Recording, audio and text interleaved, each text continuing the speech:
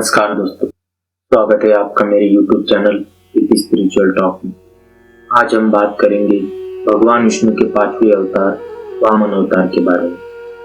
वामन अवतार त्रेता युग के पहले अवतार थे। त्रेता युग की शुरुआत में एक महान पराक्रमी और दानी असुर राजा था जिसका नाम महाबली था।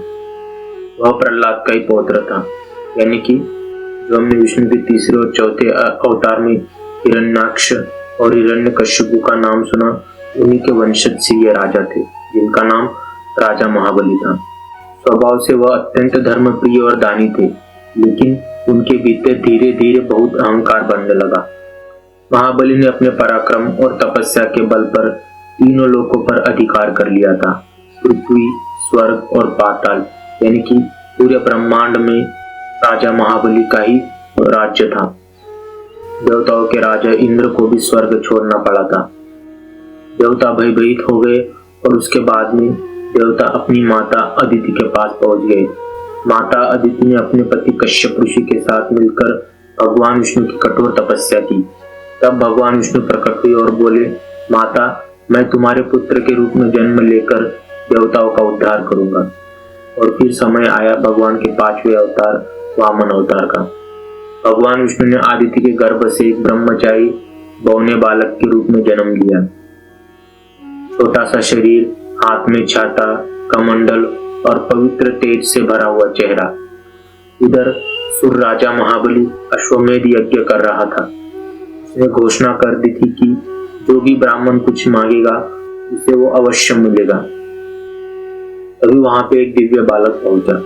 महाबली ने आदर पूर्वक पूछा, हे ब्राह्मण बालक, आपको क्या चाहिए? वामन ने मुस्कुराकर कहा, मुझे केवल 3 पग भूमि चाहिए। सभा में सभी लोग हंस पड़े।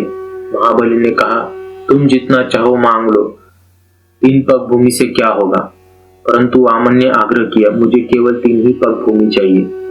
महाबली के गुरु शुक्राचार्य समझ गए कि यह कोई साधारण बालक नहीं है।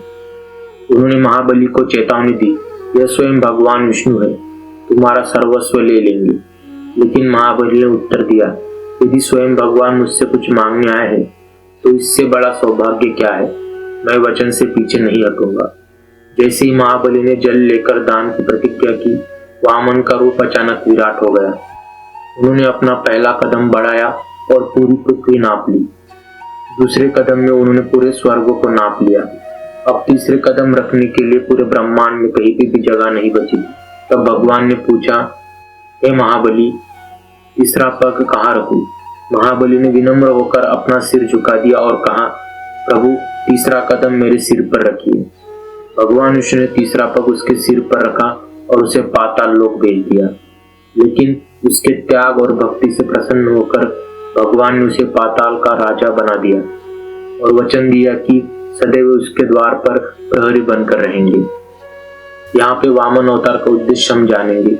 वामन अवतार का उद्देश्य केवल महाबली को हराना नहीं था, बल्कि उसका अहंकार समाप्त करना और संसार को यह सिखाना था कि धर्म केवल शक्ति से नहीं बल्कि विनम्रता और समर्पण से स्थापित होता है। महाबली दानवीय था, परंतु उसके भीतर छुपा हुआ अभिमान उसके पतन का कारण बना और भगवान ने उसे दंड नहीं बल्कि मोक्ष का मार्ग दिया।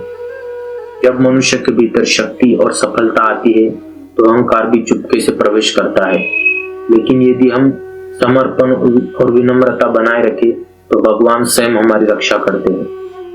वामन अवतार हमें सिखाता है कि भगवान कभी भी अधर्म को बढ़ने नहीं देते, परंतु वे दंड देने से पहले सुधार का अवसर अवश्य देते हैं।